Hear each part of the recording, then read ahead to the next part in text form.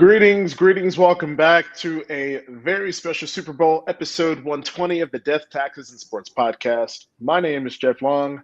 I'm here with my esteemed Johnson and Wales alum, the legend himself, Ben Holloway. Sir, how are you doing today? Doing good, sir. A little under the weather, but couldn't refuse talking Super Bowl, so I'm here. Hey, I'm ready. cheers to that. How's the weather in New England? It's about to be snowing tomorrow, so. Oh man, I don't miss those.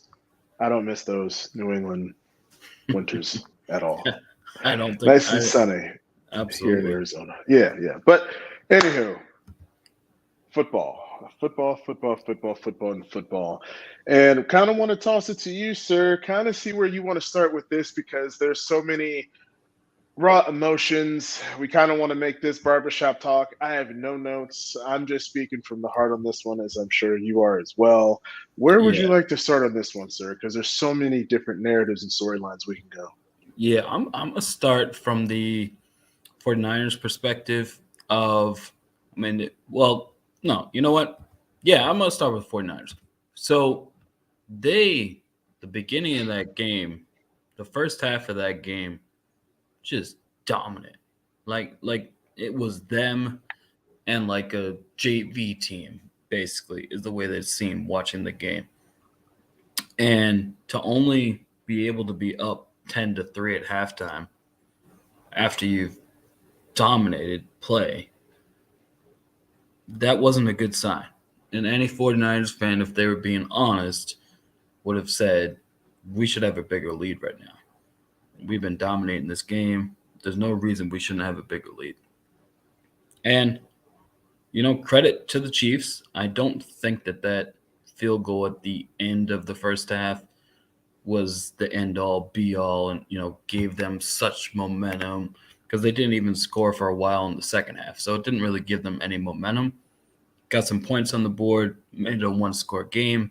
So it was important to that aspect. But 49ers to have when you're playing against a dude, and Patrick Mahomes is the dude right now, and there's nobody else. We've said it, but we're going to continue to say it. He's up here in his own stratosphere, and as everybody else. I know Joe Burrow's beaten him a couple times, including in the playoffs, but it's Mahomes in his own stratosphere. When you have that type of dude on the other side, if you're a dominating play, you have to have a double-digit lead. Like, you let him hang around. Ultimately, you can't let that guy who's that good have a chance to win. Now, let me throw you this question, right? Because we've given Brock Purdy his credit. He didn't shoot his team in the foot. He didn't cost the team to lose the game, but he didn't necessarily cost the team to win the game. Do you think his limited physical upside prevented them from being able to score more against that type of defense, against that type of guy? Yes, so I would say that for the most part, sorry, statistically, take it easy now. Statistically, throughout the year, he was actually the best in the league, like QB rating against the blitz. Like, he was phenomenal against the blitz. And last night, and credit to Steve Spagnuolo for such a great game plan. But specific to the blitzes, every time the Chiefs sent a blitz in a big situation, it worked. The easiest two things to say is actually 3rd and 4 and 3rd and 4. 3rd and 4, the end of regulation, if they get it, they're probably going to bleed the clock, probably kick a game-winning field goal, no time left, what the Chiefs did last year. Now, Moody is Moody if he wants to help the team or hurt the team. So it wasn't a sure thing, but they would have been able to bleed the clock and at least have a field goal attempt at the end of the fourth quarter to win the game. 3rd and 4, they bring the blitz. Guy bats it down, incomplete. Mahomes gets the ball back. Then in overtime, 3rd and 4 at like the 10-yard line. Same thing. Spags brings a blitz, and Purdy kind of sort of freaks out a little bit and can't escape or doesn't escape, and it works again. Those are from the 49ers as an offense. Those are probably the 2 most important plays. And both times, as soon as the dude got there, like as soon as the defensive guy got in his face, it was like, that was it. He couldn't, like, it just, so he is limited, to your point. Yeah, I mean, because I say that, and it's not. There's a reason why he was Mr. Relevant for a reason, and he was an upgraded quarterback over Jimmy G. But a lot of these professionals are really smart and really understand the transition from playing in Division One, going to playing in the NFL, and your ability to be able to process information and your ability to be able to make all the throws. For him, he was in a perfect situation at the perfect time. But there was going to have to be something where he was going to have to show an ability to, maybe improvise or maybe try to find a way to beat that blitz. Whereas I think Pat Mahomes or even a Josh Allen, like that's what makes them elite from a physical upside perspective. And so now the question for me is, before I get to Kansas City, is like, okay, when he loses Ayuk and he loses Christian McCaffrey, he doesn't have that running game. How is he going to be able to perform, right? So that's going to be interesting. But yeah, and what do the 49ers do with his contract, not this summer, the next summer? Because you're not going to be able to keep everybody. You're just not.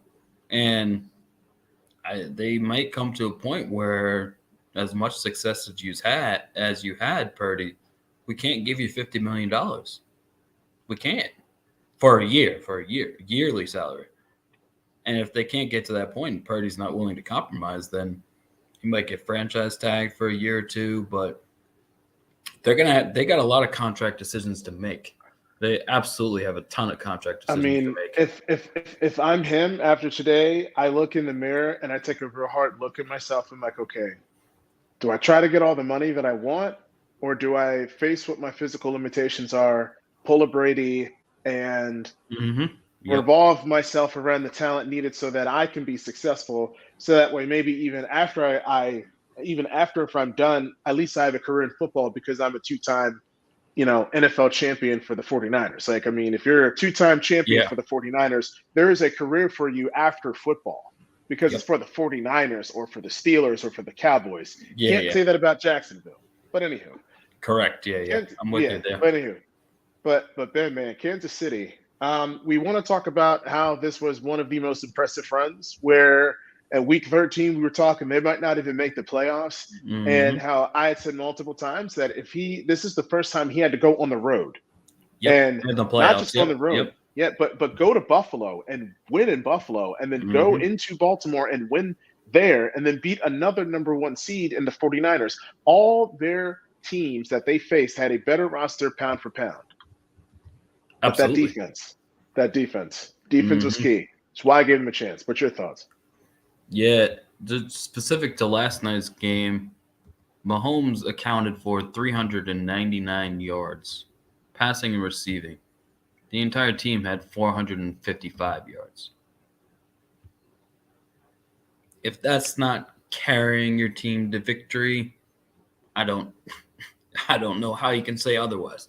Now, did he have great help from the defense? Did the defense come up and limit San Francisco to field goals? Absolutely. No question about it. But Mahomes, he's something else, man. And to your point, they lose on Christmas Day. I had to look this up to see. So they lose on Christmas Day at that time, and they are – wait, what happened here? Here we are. Okay, so they lose on Christmas Day. That started their first 4 games in December. They went 1-3. Green Bay lost. Buffalo lost. Beat New England, lost to the Vegas Raiders on Christmas Day. That put them at 9-6 on Christmas Day, and that loss was ugly. How did they respond? Only by winning 6 straight games and winning a third Super Bowl. And the thing is, Like, is that like this was the one year where it was wide open, right? Yep. It's that one year, right? We're going to be talking about this a year from now because I think they're going to three-peat. I think they realized that, hey, look what we did with this roster, but imagine if we can get some additional receivers. I think they're going to find a way to go after Michael Pittman, and I think they're going to find a way to go after T. Higgins. They're going to find a way, whether Mahomes is going to restructure his contract again, turn a portion of his salary prorated to the back they're end, going to have to even. They're going to have to trade a little bit of offense for defense, meaning they're not going to be able to keep Chris Jones most likely, but you bring in that stud wide receiver because you got a ton of talent on defense, young talent. And Right. You know what? Chris Jones is on the other side of 30. Yeah. You can't give He him can that draft big. one. You can't give him that big deal. And they've been preparing for his exit. They've drafted D linemen for like 2 or 3 years in a row. So you switch a little bit of give Mahomes a little bit more talent to work with.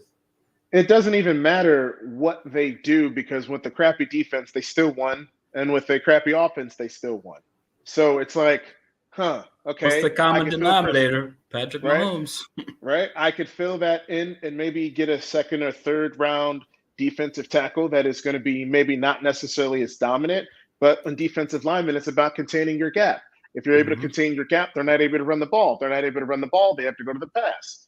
It's really that simple. It's not always about getting sacks. It's not always about getting pressures. It's about having your gap assignment. But anyway, if I'm them, this team is just crazy how Pat Mahomes was just able to will this team to victory. I mean, it's legacy-wise though. How many more championships does Pat Mahomes have to get? Because let me ask you this. It's going to be 2 parts. True or false, does Pat Mahomes have to get 7 rings to be considered the GOAT upon retirement? Nope. Okay. How many rings? Okay. How many rings does he need to just cement it? For me, the number's 5. Okay. If he gets 5 rings, 5 championships, and then he has pretty much every record that a quarterback can have, then I don't understand how he could not be the GOAT because, I live in Massachusetts and even Celtics fans don't say Bill Russell's the GOAT. He's got 11 championships, but he also was winning those championships when there was 10 teams in the league. Not to minimize it, 11 championships is 11 championships. Yeah. But even Celtics fans don't say he's the GOAT. So you cannot make the entire argument based upon rings because then you'd have to have Robert Ory somewhere in like the top 10. So clearly he's not. So it can't just be rings. So he's already got 3. Let's play the game that he plays till he's 40. Not crazy. Say, well, you know what? We'll even lowball it. We'll say 38. Let's say he plays another 10 years.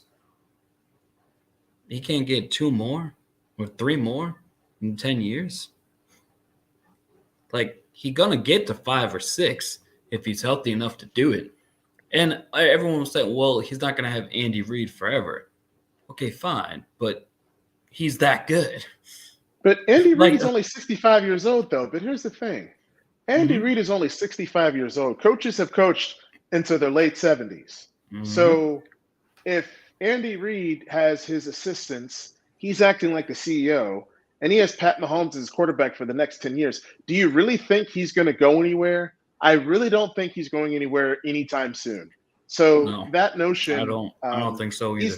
He's there as long as Pat Mahomes there. Like I'm telling you, he's trying to be the greatest coach of all time, and he has the quarterback that is the greatest of all time. And I think, and I'm not trying to go on a tangent, but I think for him, You're good. I think you can put him ahead of Bill Belichick already because of what he was been able to do even before Mahomes. Okay. In the sense that he has had more success with Philadelphia before Mahomes, and actually had you look at the barometer of Bill Belichick, right? Look at Bill Belichick, those 6 rings, Tom Brady. What did he do before and after? Yes, he didn't win a Super Bowl, but he still took a team to a Super Bowl. Still had Donovan McNabb. Still had perennial playoff contending teams that were in the position to go to a Super Bowl almost year in and year out. So for him, I'll throw the same question. for him to surpass Belichick, how many more rings? You know, that's I like the hard hitters here, and Yeah, I would say, I mean, because they're tied at the hip, right? That's what the game yeah, we're playing, and we think that they right. are. If I said 5 for Mahomes, I gotta say 5 for Reed. I gotta stay consistent. Okay, I think only one I got. more. I only think one But more. I think. but the thing is, but no, you're good. But to your point, Belichick under 500 record without Brady. I'm just saying. We I ain't mean, you look hating. at We ain't hating. We're stating no. facts here. It's facts. We're looking at the whole totality, right? Like if we're putting these two coaches up, right? Like you and I are right on this team, and you look at them, you look at their resumes. I mean, yeah, Belichick has more Super Bowls, but that's because of Brady. Like he has not been able to replicate the same level of success without Brady. Like Reed was taking teams to the playoffs with Alex Smith. No disrespect to Alex Smith, but he was more of a game manager at that point in his career. I'm just saying. Oh yeah, no, that's correct for sure. That's definitely correct.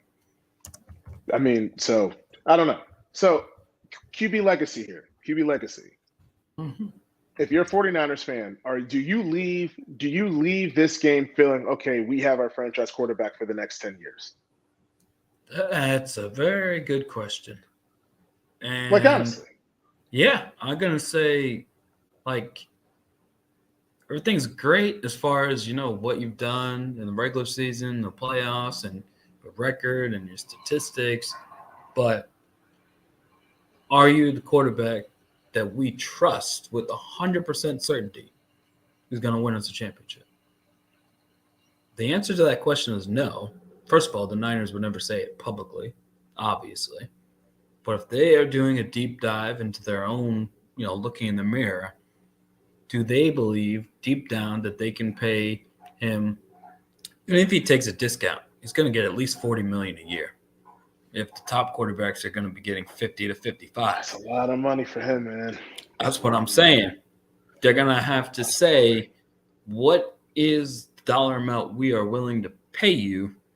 And also, do we want to pay you if we don't think that you can? Because he's probably never going to have as much talent on a roster as he did right now.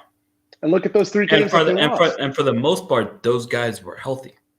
For the most part, I'm saying, when they weren't healthy.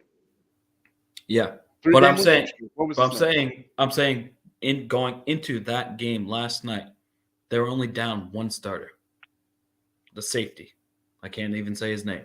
Safety. And then the linebacker went out with an Achilles injury. But you had Debo the whole game. You had Kittle the whole game. You had McCaffrey the whole game. You had Ayuk the whole game. You are never going to have as much talent on a team as you just had. It's just not, because the contract-wise, no matter in San Francisco has done an excellent job with the cap, and I'm sure will still be able to. But you can't pay everybody. The Chiefs are probably going to let Chris Jones walk because they have enough talent on defense that they don't want to pay him this huge salary. Okay, so there's changeover. No matter what, you can't pay everyone. You can't. I don't care how creative you get with the cap, you're going to lose people. And they had all pros everywhere. Right. Like Chase Young was your worst player. Yeah. Chase Young is your worst player. And their offensive line guy, Trent Williams, as great as he still is, he's like 36, 37 years old. And the rest of that offensive line is kind of questionable. Mm-hmm. So then you're like, okay, well, if we're going to lose, for me, if I'm the 49ers, I have to come to a realization, as great as my D-line is, my O-line needs work. And if I got to sacrifice a little bit of the skill position players, but I'm going to make my O-line better, that's a sacrifice I'm going to have to make. Because besides Trent Williams, that offensive line is basically average. And he's 37 years old or 36. So to me, they got to start allocating the money a little bit differently, because as great as their D-line is, their offensive line, let's be completely honest, was a problem last night. It was a weakness. But they used a lot of draft capital to get a lot of these players. Mm-hmm. A Yeah. lot of draft capital, right? They pulled the Rams, right? The Rams, it worked for the Rams. Say what you want. They got it. They got a Super Bowl. And on Mm-hmm. top of that, they might be a contender next year based on how last year went. Mm-hmm. So Yep. they've been able to regroup really quickly, which I thought they were going to be one of the worst teams last year, but we don't have to go on that one. So they're very limited from a cap and a asset perspective to be able to continue to upgrade the roster, but also being able to keep some of the key guys because Chase Young is going to be gone. I mean, Yep. George Kittle is getting older. George McCaffrey, I Kittle. mean, that McCaffrey's gotten real lucky with the injuries the last 2 seasons, and I Mm-hmm. don't see that being replicated next year. And I just think that he played 3 more games this year. A little bit concerning. Go ahead. Kittle, McCaffrey, Debo. They're already injury prone. As you get older, you're going to be more injury prone, not less. So that's 3 of your best players who are going to get hurt. It's going to happen. It's just a matter of when, how serious it is. And as they get older, it's not like they're going to become more healthy. It's like Anthony Davis. He was always hurt when he was 25, 26, 27, but he was probably missing 10, 15 games. Now, regularly, he's missing 30 plus. Like, as you get older, if you're injury prone, that doesn't all of a sudden fix itself. And it usually gets worse. So, they got some tough questions to ask, to be honest. Now, the next question I want to ask is, should this league really be concerned that this Chiefs team won a Super Bowl? And would we say that this was a missed opportunity for the other teams? And for me, it's a simple yes, because even when my Broncos were in the division race, that's when there's a problem. Mm-hmm. Not trying to crap on my Broncos, but my Broncos were only a game out came out late in into December. the season. In December, after we gave up 70-something points and started 0-5. I'm just saying. Yeah. So, this is going to be that thing where we're going to talk about maybe 4 or 5 years from now where we're like, this guy could go on a string and pull off a 4-peat. I don't think it's at the realm of it being impossible because it almost doesn't matter what odds this team faces as long as Pat Mahomes is at the center, under center. They got to be favored every year. I think the Ravens for sure, the Bills, and the Niners definitely will look at this especially if those 3 teams. Let's forecast the next 5 years. If those 3 teams all don't win a championship, they will look back at 2023/2024. That was our best chance. Now the Bills had a ton of injuries, so like that loss wasn't as surprising because they were decimated. But the Ravens, you had everybody. You had home field advantage. You had everybody there. I got a question for you, and just follow my thinking. In between the 2 3-peats of Michael Jordan, the Rockets got 2 championships in between that time. Let's say Mahomes doesn't leave to play for another sport, right? But let's just, when comparing it, say in the next 6 years, they win the majority of the championships, but a team can pull maybe 1 or 2 out of the next 6 years that Pat Mahomes wins, say 4 of them. If you're following me, who's going to be that Rockets team to be able to pull 2 out? You follow what I'm saying? You follow my logic? Yeah. Yep. Who's that quarterback that's going to be able to sneak out a championship or 2? I would say now it may change, of course, with T. Higgins probably leaving, and of course Burrow, the health is a huge concern. I mean, we don't know if he's going to last the whole season, but if you had to say, give me a quarterback healthy, who do I trust the most? I would say Burrow because Hurts, he's got injury problems. It's just what it is. He's got injury issues. You got Josh Allen, who's got turnover issues. And you got Joe Burrow, who has actually beaten Mahomes more times than he's lost. and beat him in Kansas City in an AFC Championship game, and only He's his lost. Achilles heel. So if he's healthy, they have that because Burrow plays with that like He's plays got with that it. he plays with such a swagger that he literally and it comes up. It could be a little cocky. Who cares? To be in the NFL, to be in any professional athlete, you have to be cocky. But he literally walks, and this is your leader. This is your quarterback. He walks onto the field every single game thinking he is the best player in the game. Every single game, he's the best player. And that team believes that that's the case because he believes that. They got a certain swagger, they got a certain belief in him because he believes he's the best quarterback at all times. He believes he's the best quarterback, and that team follows him. So, if I had to answer your question, I have to be Burrow because they've got a really good defense. They've got good coaching staff in place. They draft pretty well lately, and they'll be able to retool on offense. So I would say Burrow. I would say Burrow. I really want to see. I really, really hope Joe Burrow's not a Dan Marino. Yeah. As in really, really, really, really, really good Hall of Famer, one of the all-time greats, but they can never get a damn championship. Like he is one of those guys that if there's any team that I'm rooting for next year outside of my Broncos, it is the Bengals. Like he is him and Lamar, but there's just something about Joe Burrow I think he has the ability. He is Pat Mahomes' kryptonite. Okay, let's just say that. Yeah. I think he's the only quarterback where if you put those two guys together, you can't automatically say it's Mahomes in that matchup when it's just on a neutral field. You can't you're gonna go that way, but you're not going to be mad at the person sitting next to you if they're going with Burrow.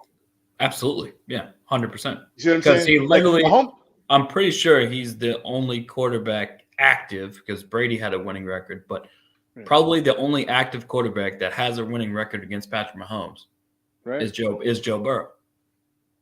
Just saying, national champion, Heisman winner.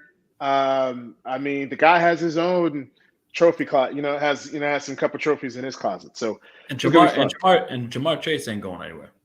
Higgins might be leaving, but Jamar Chase ain't Higgins is gone. Jamar Chase ain't going anywhere. They can retool if they roll forwards with Jamar Chase and Boyd, they can draft somebody or they can sign. I'm just throwing out a name, obviously not the now Randall Cobb, but like a slot guy, like prime Randall Cobb, like a good slot guy. You get another slot guy to go along with Boyd and Chase, like you're good, pretty much. Exactly. I mean, with that quarterback, So let's as we're wrapping this up. So a year from now, who do the Kansas City Chiefs play? And who's the NFC? Who's your favorite at the NFC? Are we assuming the Kansas City makes it next year? Let's just say that, okay? We're living in that hypothetical. They're in the championship. Who out the NFC is the representative in the Super Bowl next year? So I am absolutely not going to say the 49ers because it's wide open. I just think that like they, as much success as they've had, they're gonna lose some players as well.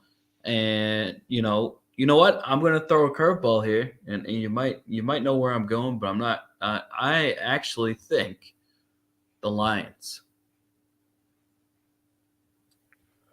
I would say the Lions got an opportunity if they can shore up that defense a little bit. I mean, you got Laporta, you got Gibbs, you got talent everywhere on offense, and they, frankly, if we're being completely honest, they should have been in the Super Bowl right now. And they could have won. They could have exactly with that offense, that running game. I'm gonna say. I think it's safe to say in this early phase, right? We don't know what moves are going to be made. The Lions are the best team in the NFC right now. Because with some of the losses to the 49ers are eventually going to face, I think the NFC is really wide open next year. I don't think there's like that dominant team. And I think Green Bay is going to be a dark horse next year. I really do. I think Green Bay and the Lions have the chance to be the two top teams in that division, depending on how Yeah. Jordan Love continues to ascend, because I think he's on the precipice of being a dog, man. I Yeah, just have, if he can just he played really well, and they're gonna those young receivers are going to get better. This is what it is. make another addition, He's like they could going to add a. he's going to get better, and those young receivers are going to get better. So yeah, I'll tell you, I mean, I'll make a joke here. Then you know exactly where I'm going. You said one NFC team. We know what one NFC team will not be playing in the Super Bowl. That would be my beloved Dallas Cowboys. oh man, what do you think? We know the one team that won't be there. Oh, your defensive coordinator Zimmer. Zimmer is y'all's new defensive coordinator. I read. That's a good hire. That's a good hire. Yeah, we'll see. I We'll got see. no issues with that at all. That's a good hire. But sir, this was a fun fun chat. It's always good chopping up with you. This football season, it's like you just wonder what are going to be the narratives. What is, before you go, ask, then we'll close out. Mm-hmm. What is going to be the dominating narrative going into next season that you predict? Right? Last year was running backs not getting signed. Mm-hmm. It was what is it for you? What is the dominating?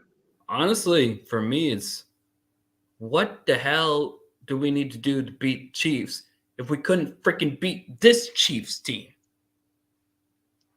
This was the weakest team of the Mahomes era. Hands down. Best defense, yes. We understand that. Respect the defense. Second fewest points allowed for the entire season, points per game, and forced the 49ers into a lot of field goals last night. But we're talking about the offense. And like, if we, like, literally, I feel like if I was an NFL team, I'd be like, yo, what the? We couldn't beat that team when they looked this bad for such a large part of this season. What the hell do we got to do? Because we couldn't do it this year. I don't know. For me, that's a big enough storyline. Yeah. What about you? What about you? What about you? It's going to be the fight. It's going to be the hunt for backup QBs. Yeah. Yep. Backup QBs. Because here's why. I think what Jake Browning has shown you, that you can still be in a playoff hunt and win a lot of games with the backup. You look what Joe Flacco was able to do. I think Joe Flacco is going to get a call somewhere as a backup. I think Jake Browning is going to get a call as a backup. If I'm Cincinnati, I do everything I can to keep him because, Burrow's going to miss 2 to 3 games. He's just injury prone. That's what it is. And then just how many quarterbacks I think this is going to be a record year for quarterbacks to be drafted in the NFL draft this year, just because of that backup, right? You know what I mean? The number of injuries. We had 18 quarterbacks out at one point. Like, if you are it was crazy, right? If you're a second round, if you are a not top prospect, and if you're a guy that's projected to go in the 4th and the 5th round, you're still feeling good about your prospects 2 or 3 years down the line because of just the number of opportunities that have opened up for backup quarterbacks. You'll have opportunities. I mean, this is what it is. I mean, right. So that one's going to be very, very, very interesting. I'll give you one smaller storyline that's specific to my team. Would be, are they ever going to use Trey Lance? I mean, you traded him. Like, I didn't disagree with the move, but I thought they would at least bring him in. When even the what's it called, when Mariota came in for whatever, and near the goal line, and they would do those plays to him. Like, you trade an asset for Trey Lance, he literally didn't play one play. So are they going to put him on the field? I don't know. We'll see. That's going to be interesting development, sir. Definitely. But all right, sir, you have yourself a good one. Enjoy the Valentine's Day with the wife and all that. You guys take care. Peace and love. We'll be back February 21st. Take it easy. Go Broncos.